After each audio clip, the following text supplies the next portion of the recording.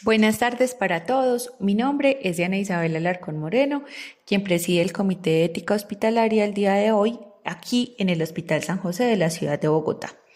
Les traigo un caso de un varón de 14 años que ingresó proveniente de una comunidad nómada de los Llanos Orientales con traumatismo grave en la pierna derecha luego de ser atacado por un oso hormiguero en el patio de su vivienda.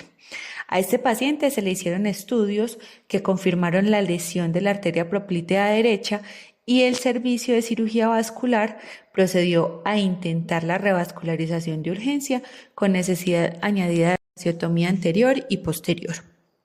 La revascularización falló y la extremidad presentaba signos de fascitis necrotizante que requirió nuevas intervenciones quirúrgicas cada 2 días en las que se fue retirando el tejido muscular necrótico, además de tratamiento antibiótico agresivo. Tras perderse todos los músculos por la infección, se planteó al padre y al paciente como única opción la amputación supracondílea de la extremidad. El padre se negó rotundamente, manifestando que solamente aceptaría la amputación si los payés la aprobaban, debido a que el padre e hijo pertenecen a un grupo social con costumbres y creencias muy diferentes en las que se suele atender a los pacientes en esta institución.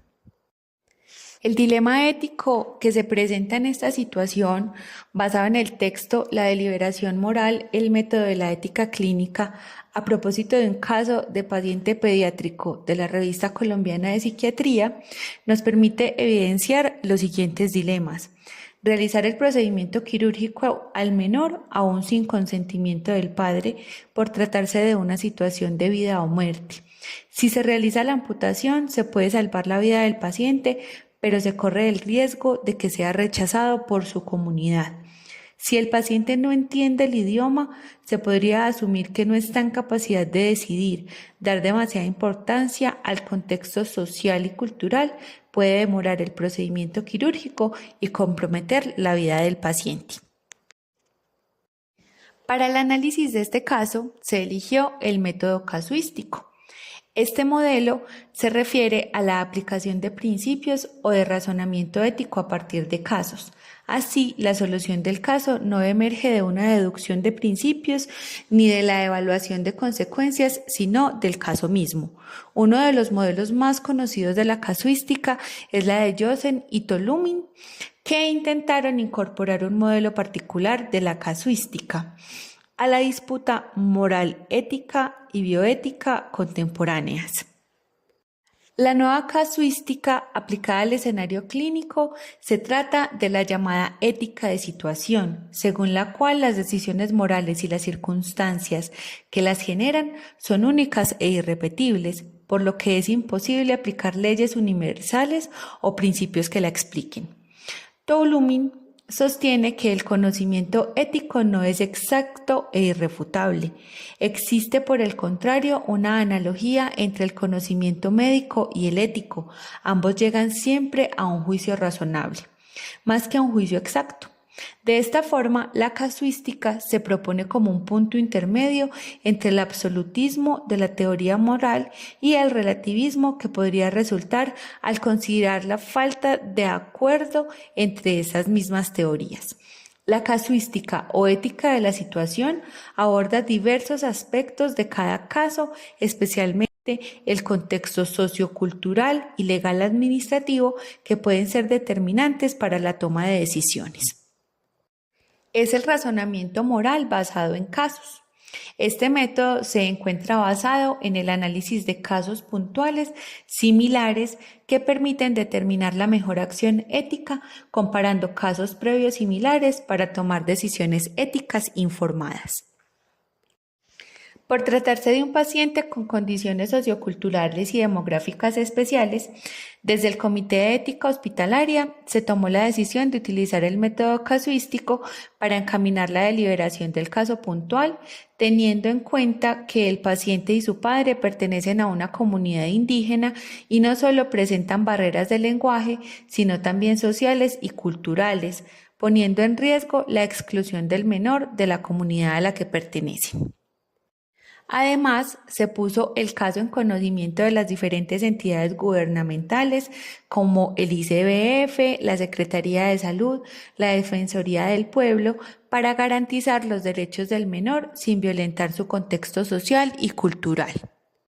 A continuación, realizaremos el análisis de los pasos del método casuístico para llegar a la solución de la situación planteada. El primer paso es analizar detalladamente el caso ético concreto. Se convocó a una reunión urgente con las entidades gubernamentales para exponer ampliamente el caso del menor. A esta reunión asistieron representantes especializados en temas de pueblos indígenas. El segundo paso es identificar analogías o similitudes con otros casos previos que sean comparables frente a los principios éticos que se analizan y las circunstancias importantes. El antropólogo de la Secretaría de Salud comentó el caso de un menor perteneciente a la comunidad indígena que tenía leucemia y fue sometido a quimioterapia con buenos resultados. Sin embargo, al retornar a su comunidad fue rechazado por considerar que estaba impuro y abandonado en la selva, donde murió al poco tiempo. El médico tradicional Huitoto, comunidad indígena de la Amazonía colombiana, enviado por la Secretaría de Salud, dejó en claro que el padre aceptaría solo lo que determinaran los payés, pues este es un funcionamiento común de todos los grupos indígenas. La Defensoría del Pueblo, durante la reunión, informó que se encargaría de traer a los médicos tradicionales de la etnia para que hablaran con el padre. Mientras tanto, desde el criterio científico del médico tratante, se mantuvo el tratamiento antibiótico y analgésico al menor. Se puso énfasis en el riesgo inminente de muerte si no se hacía pronto el procedimiento quirúrgico. El tercer punto es, en la medida en que se identifican estos casos, desarrollar principios éticos o reglas que van surgiendo de tales análisis. Los principios son el principio de no maleficencia clínica, que se enfoca en la obligación de evitar el daño grave y irreversible al menor, dado que en ambos casos comparables, tanto el niño de la leucemia como el menor actual, la omisión del tratamiento médico convencional conduce o podría conducir directamente a la muerte. El principio de beneficencia médica. Se debe actuar en el mejor interés clínico del paciente, priorizando la preservación de su vida y de su salud funcional. El principio de respeto por la autonomía cultural y colectiva, basados en que es un pueblo indígena, la autonomía no es solo individual sino colectiva. Los payés, la comunidad y las tradiciones tienen autoridad moral legítima.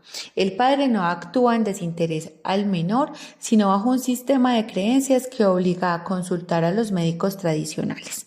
El rechazo social o ritual tras una amputación puede representar daño moral, psicológico e incluso vital. El principio de protección del menor como sujeto especialmente vulnerable. En este caso, el Estado y sus instituciones tienen el deber reforzado de garantizar sus derechos fundamentales, especialmente el derecho a la salud y a la vida. El principio de proporcionalidad del daño cultural enfoca la intervención sanitaria, donde se debe evaluar si el beneficio clínico supera el riesgo de daño cultural para el menor. Por ejemplo, la exclusión, el abandono o la pérdida de su identidad. Y por último, el principio de interculturalidad en salud, que es donde se integra el manejo médico entre la biomedicina y la medicina tradicional, siempre que ello no ponga en riesgo la vida del menor, integrando los saberes de los médicos payés a la atención del menor. En el cuarto punto, se debe realizar un análisis ético para aplicar estos principios ya identificados en el caso en cuestión. Como primera medida se realiza la evaluación del riesgo clínico. El equipo médico establece que el menor está en riesgo vital inmediato. La amputación constituye una intervención necesaria y proporcionada para evitar la muerte. Como segunda medida se realiza la evaluación del riesgo cultural y social. La experiencia análoga del menor con leucemia demuestra que una intervención biomédica puede conllevar a rechazo comunitario severo. El principio de autonomía colectiva y proporcionalidad del daño cultural obliga a evaluar que la supervivencia no resulte en abandono, inseguridad o muerte posterior. Durante el tercer análisis se realiza la articulación intercultural, la intervención de entidades gubernamentales y la presencia de médicos tradicionales permiten un puente intercultural para legitimar la intervención biomédica ante la comunidad de origen. En el cuarto punto se evalúa la voluntad parental. El padre no rechaza el tratamiento por negligencia, sino por la obligación moral de consultar a los payés. Esto no invalida el proceso, pero exige mayor acompañamiento institucional para asegurar comprensión y consentimiento adecuadamente informado y culturalmente adaptado. Como última análisis está la protección del menor como criterio rector. Si tras agotar el diálogo con las autoridades tradicionales persiste el rechazo al procedimiento que es indispensable para preservar la vida del menor, el Estado tiene la obligación legal y ética de intervenir. Por último, la casuística nos invita a tomar decisiones en el caso en concreto y esta se debe basar en el razonamiento moral y la aplicación de los principios que se identificaron. Por lo tanto, a partir del análisis anterior, la decisión ética y coherente en el método casuístico sería la siguiente: mantener y reforzar el diálogo intercultural mediante la participación activa de los payés, Defensoría del Pueblo y Secretaría de Salud.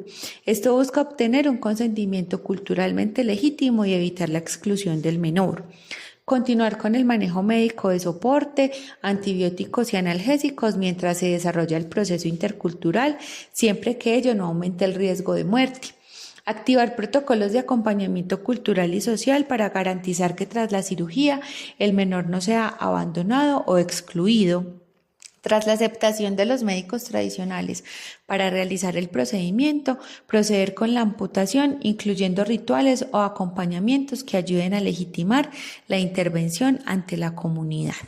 Y por último, garantizar el seguimiento posterior, incluyendo apoyo psicosocial, acompañamiento comunitario, comunicación con autoridades indígenas y rehabilitación física y social.